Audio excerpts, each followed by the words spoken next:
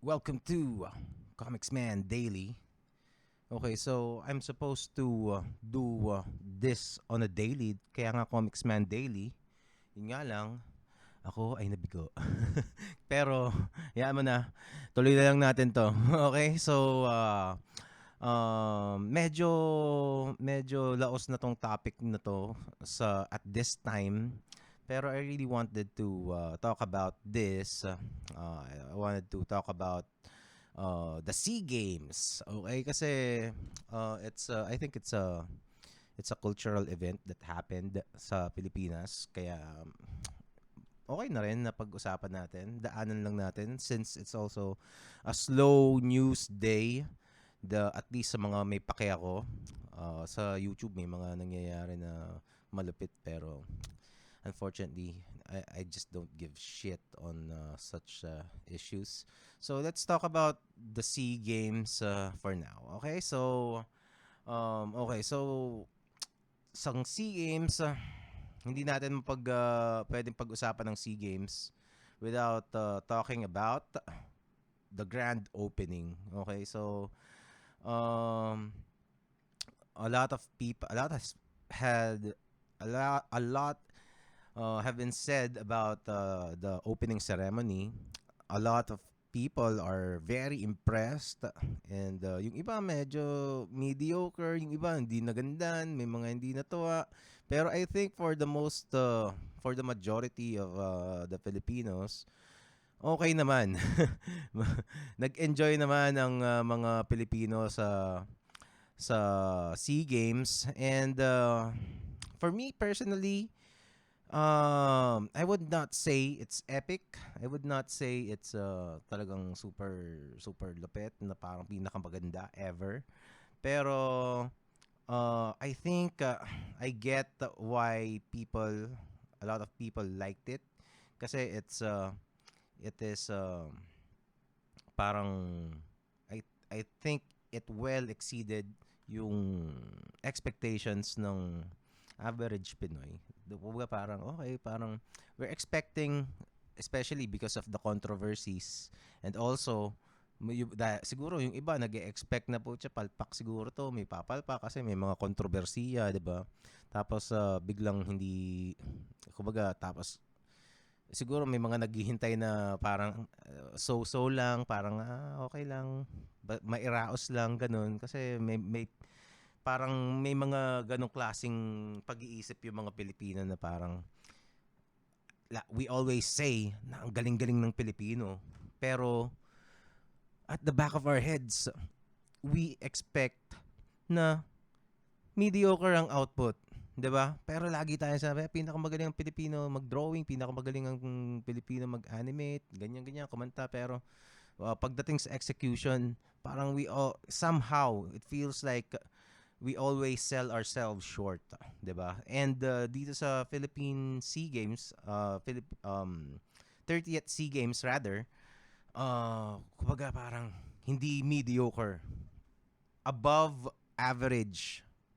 Fair, it's fair. I think it's fair to say na hindi siya basta-basta. Kumbaga medyo meron ka ng ibang dahilan kung sasabihin mo na pangit yung ginawang presentation. Yun lang. So, for me, kung 1 to 10, maybe I'd give it an 8 to 8.5. Ang pinaka, kumbaga, kung ikukumpara mo dun sa London Olympics, kasi ang epic din nun eh. So, I think, kung yung London Olympics yung 10, siguro 8.5 tong SEA Games. Well, I might have to rewatch, di ba? Hindi ko rin maalala. But, for me, it's well above average and kumbaga it passed in terms of the quality of the show at saka quality ng presentation. Kumbaga, flying colors, approved. So, good job sa mga nagawa. At least for the opening ceremony. Okay? And, okay, so ano bang mga nangyari nung opening ceremony? Anhan lang natin. Mag-review lang tayo ng konti, 'di ba? So, one, of course, ang isang first epic moment for me is nung kumanta sila ni Miss Lucha. I think this rendition of the Lupang Hinirang, sung by Lani Misalucha, is I think the best ever. I would say na yun yung pinaka best rendition ng Lupang Hinirang. Kasi it was done properly.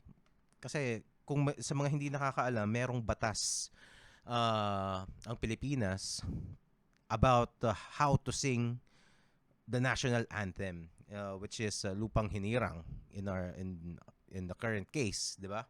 So ang Lupang Hinirang ay marcha. It's a march song.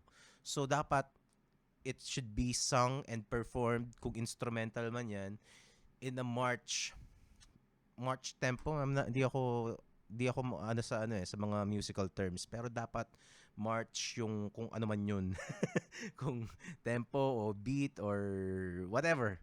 Basta dapat bayang magiliw, pero sa silanganan, alab ng puso. Dapat ganun. Tapos 4/4 siya, tapos ganun. Basta ganun dapat siya. So hindi mo siya kaya if you gonna listen, parang nagmamadali sila ni Miss Luce, 'di ba? Kasi ganun talaga dapat gawin 'yon. Ganun dapat talaga kantahin. Hindi pwede yung especially in the formal setting, tapos nationwide broadcast event like this, hindi pwede yung papaartehin mo, gagawin mong R&B bigla, 'di ba? Parang bayang magiliw. Bawal 'yon. Actually, pwede kang makasuhan. May mga nakasuhan na dati dahil ginawa nila yung pinaarte nila. They gave kumbaga nagpadala sila sa creative expressions nila on how to tawag dito, interpret the the national anthem. Although dati may gumagawa nun until biglang naghigpit. At one point in the early 2000s, something like that, sa mga laban ni Pacquiao merong mga napahamak na singers dahil medyo inanuhan nila, medyo inartehan nila yung pagkakanta ng Lupang Hinirang. Pero dapat, ano siya, yung pagkakanta nila ni Miss Lucha, ganun dapat. Ganun yung beat, ganun yung bilis. Yun ang perfect na pagkakakanta. Debatable kung kailangan, kung dapat, for me dapat, hindi na kasi dapat may personal interpretation din. Kasi it's hindi naman yun hindi naman I don't think it's a big deal, 'di ba? Kasi nandun pa naman yung essence na kakantahin mo yung national anthem, and also it opens up possibilities ng mas ma-appreciate ng mga bagong crowds, kasi kung hip hopper ka, although siguro hindi pwedeng dagdagan. Yun lang siguro batas, wag mong dadagdagan ng words. Pero kung gusto mong pagpabagalin, ibahin mo yung phrasing, I think dapat pwede. And like katulad sa national anthem ng USA, 'di ba? Ang daming renditions, may mga solemn, merong mga upbeat, merong R&B, merong rock, 'di ba? Yung Jimi Hendrix ginawa niyang electric guitar, 'di ba? So anyway, masyado na mahaba. Maybe next time pag-usapan natin yung national anthem. But the next stage ng SEA Games is this. Nagkaroon ng presentation, cultural dances. Iba't ibang klase. Ito mukhang I think this is the Philippine eagle na costume na ginawa nila with may mga ati-atihan and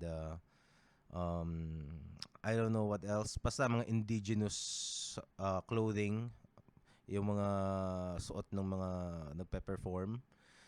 And it's great.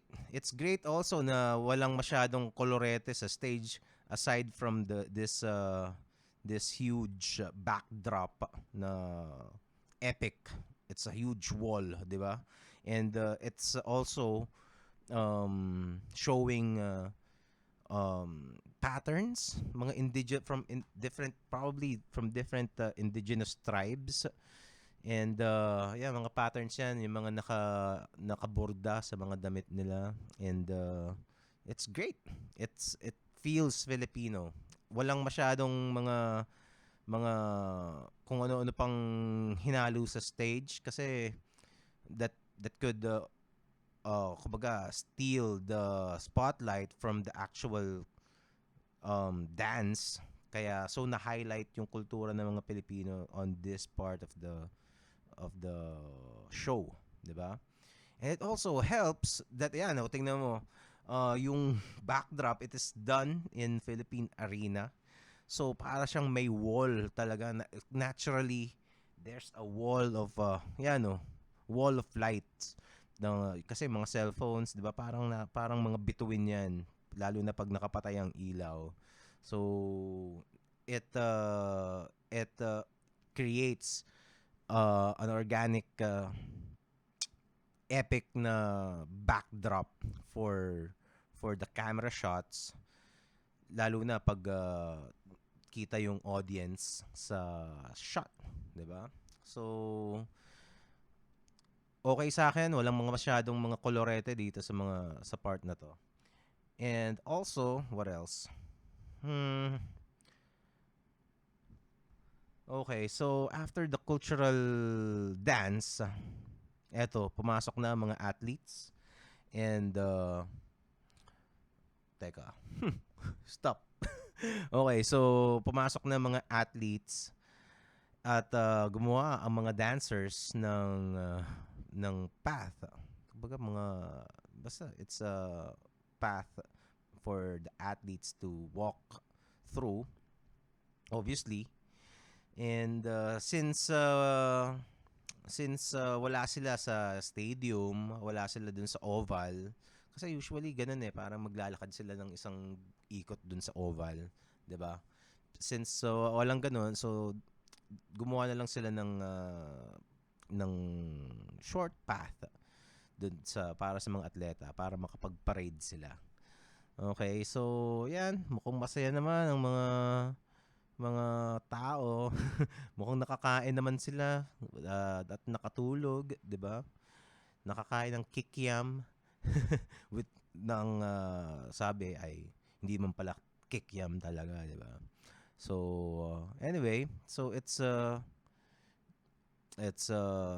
parade of nations ang sumunod, and everybody is having a great time.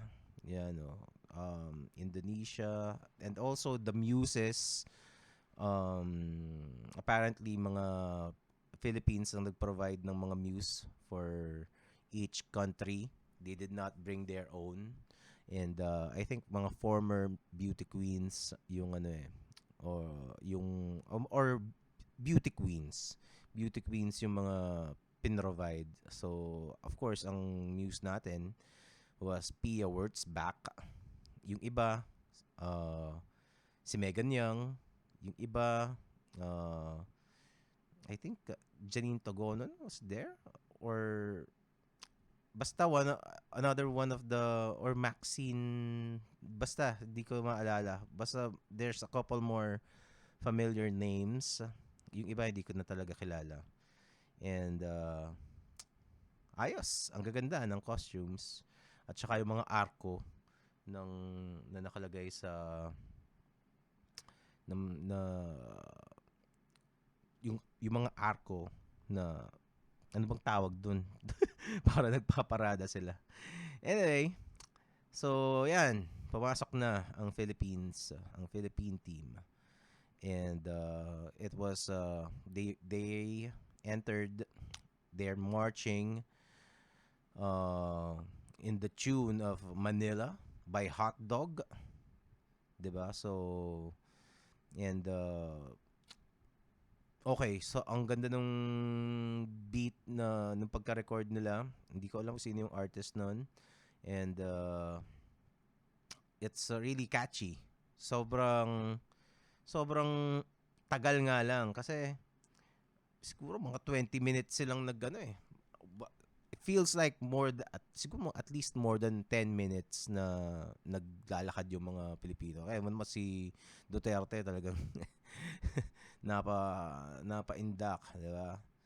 Tapos, you can see, this is what I'm talking about, di ba? A natural wall of light, yung pinoprovide na backdrop ng Philippine Arena for these occasions. And it contributes greatly to the epicness, 'di ba? Lalo na 'yan, no, pag nakita mo, talagang makikita mo yung grandness ng event eh. And what else?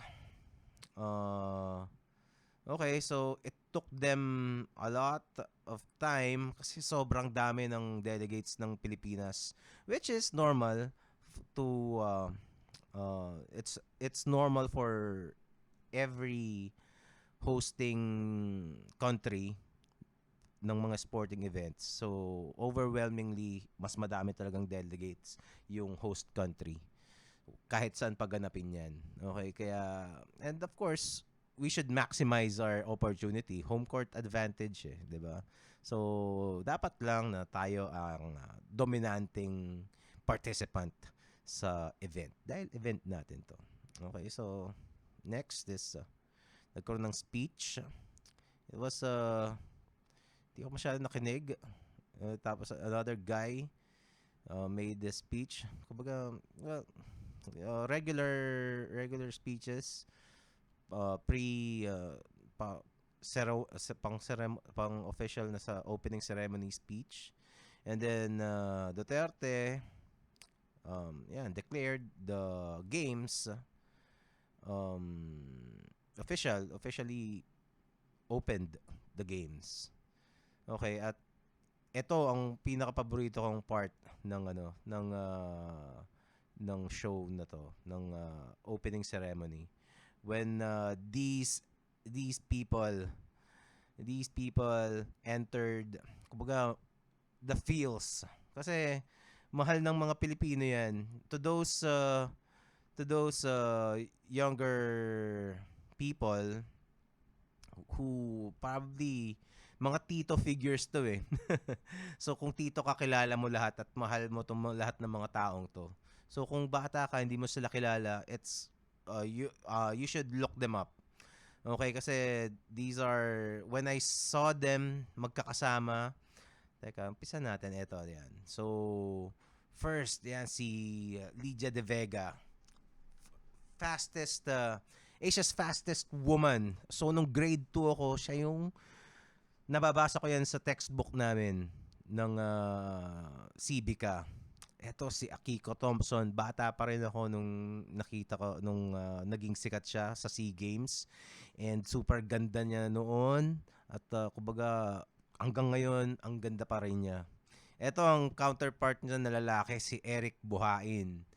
He gained a bit of weight, pero he was really popular in his heyday. Eto naman, syempre, the captain, PBA legend, si Alvin Patrimonio, dating boyfriend ni Chris. Anyway, Chris Aquino. Basta, yan, kung fan ka ng PBA talaga, mahal mo si Patrimonio. Si Bongku, admittedly, hindi ko siya masyadong na-follow. Pero, bowling champion siya and brought a lot of honor to the Philippines. At syempre, one of my most admired athletes in any sport, Efren Bata Reyes. Kung hindi nyo kilala si Efren Bata Reyes, kung gusto mong maging proud na Pilipino, kasi si Efren Bata Reyes, he's basically Michael Jordan ng billiards. Look up kayo ng mga videos ng highlight reel ni Efren.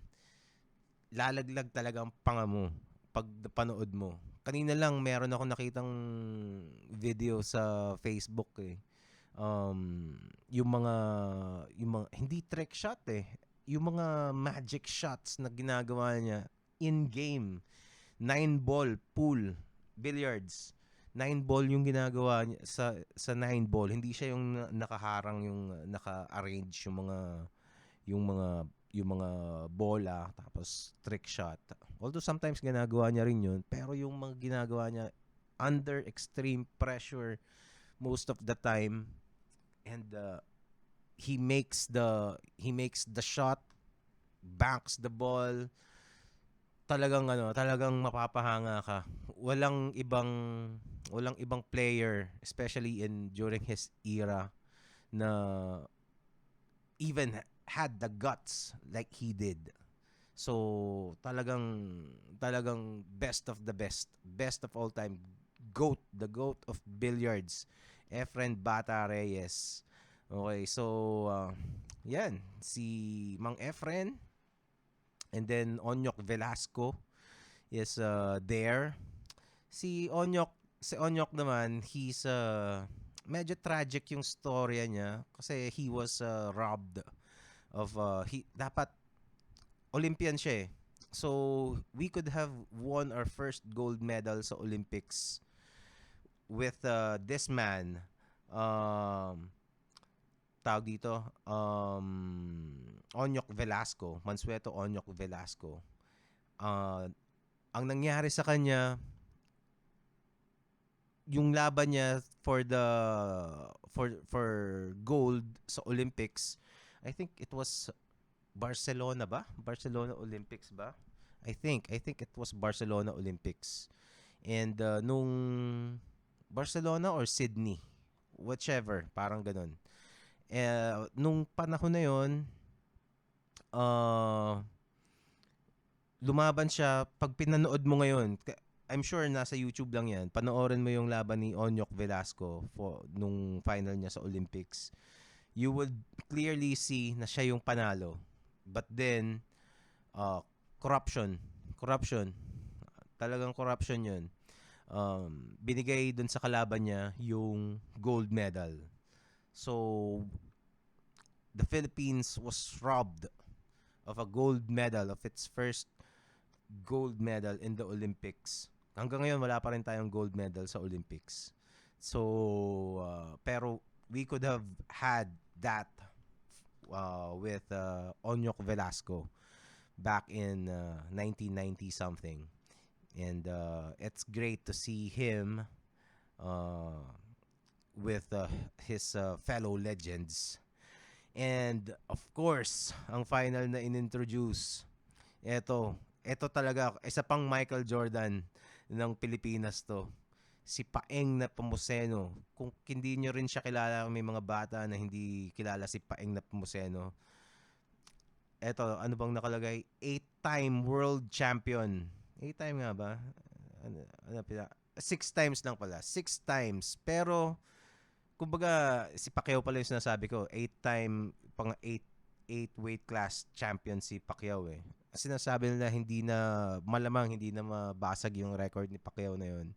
Etong 6 times world champion sa bowling, at the top of the top level ng competition ng bowling. 6 times nanalo si Paeng Nepomuceno noon. And kumbaga, nasa Guinness Book of World Records siya. I think up until this day, the winningest bowling athlete in the world. And kumbaga, yung achievement niya is kumbaga para siyang Tiger Woods sa bowling. Ganun siya katindi. And I don't know kung bakit hindi ganun ka-popular ang bowling like golf, kasi hindi siya naging kasing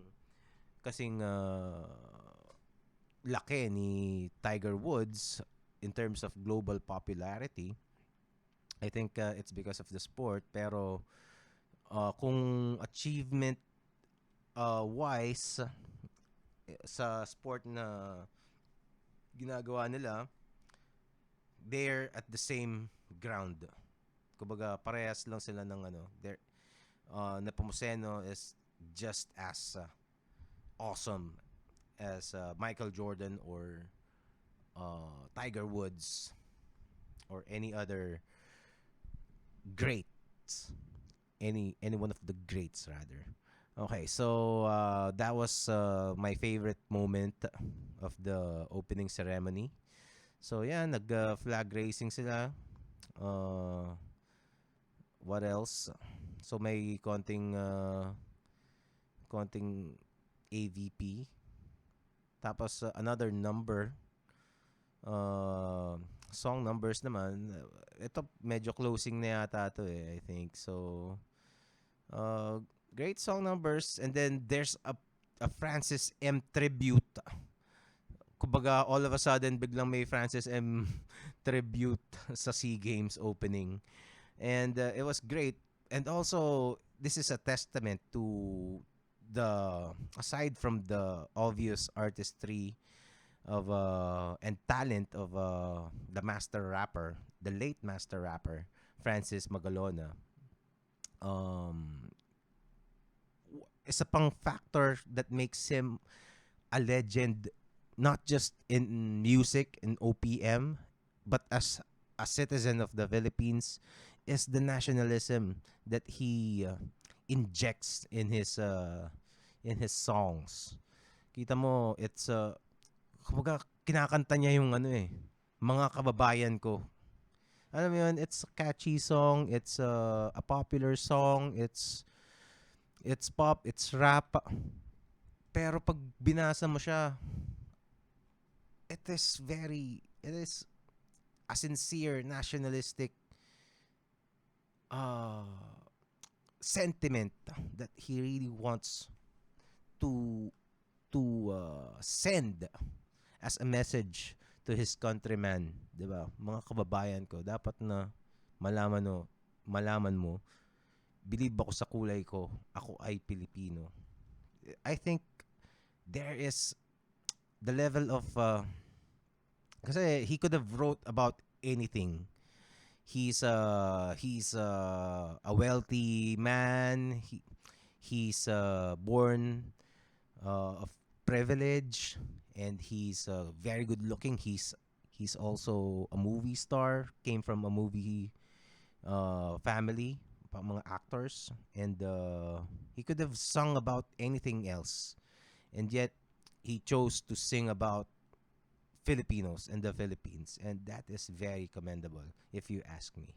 Okay, so may iba pang mga kinanta yung tayo'y mga Pinoy, also Man from Manila, and it was, I don't know, medyo it was unexpected.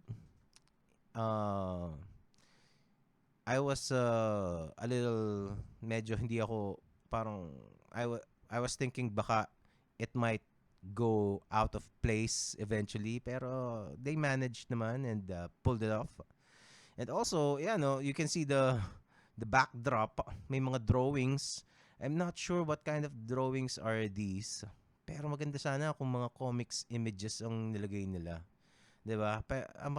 Mga drawings ng mga naglalaro, ng mga uh, parang mga laro na pambata. Yan, sipa, tawag dito, luksong tinik, 'di ba? Patintero, 'yun. Yun pala yung mga naka-drawing doon. Okay, so I thought mga comics panels siya. Pero this is also, a lot of people appreciated this segment of the show. Me, parang it was nice. The Francis M tribute part, whether it's appropriate or not for the SEA Games event, is for better or for worse, they did it. Okay, and also Apple the app biglang sumulpot. I have great respect for this man. Um, just for the fact that he came up with Bebot, and he is screaming in Hollywood, Filipino, Filipino, Filipino, Filipino, and had the world chanting Filipino it's kumbaga for that alone, kumbaga ang laki ng respeto ko to Apple the app. So that alone, yun lang. Yun lang ang ginawa niya siguro. Pero of course, he's a very tremendously talented person. And yeah, salute. Salute to Apple the app. And of course, kailangan ng parang ASAP lang din 'yan eh. Siyempre magsasama-sama sila, kakanta sa sabay-sabay. And you can still see the festivities, the festive feels dito sa venue while the show is ending. And yun, it was a great presentation. I enjoyed it. Actually, I tinawag ko yung wife ko to join me in watching the broadcast. And yeah, we enjoyed it. Yun lang. So, yun ang yun ang masasabi ko sa opening ceremonies. And yeah, watch out. Siguro there will be masyadong mahaba na tong dapat isisingit ko, sasama ko na yung ibang commentaries about dun sa mga intriga na naganap dito sa SEA Games. And next video na lang yun. Okay? So for now, please subscribe to this channel. This is a new channel. And I'm gonna try my best to update and kumbaga adhere to the name of komiksman daily. Daily. Yun ang keyword dun eh. Daily. Kailangan daily. I'm working on it. Okay? Gagawin nating daily yan. Basta. maniwala kayo. Maniwala ako. Gawin nating daily to. Paalam.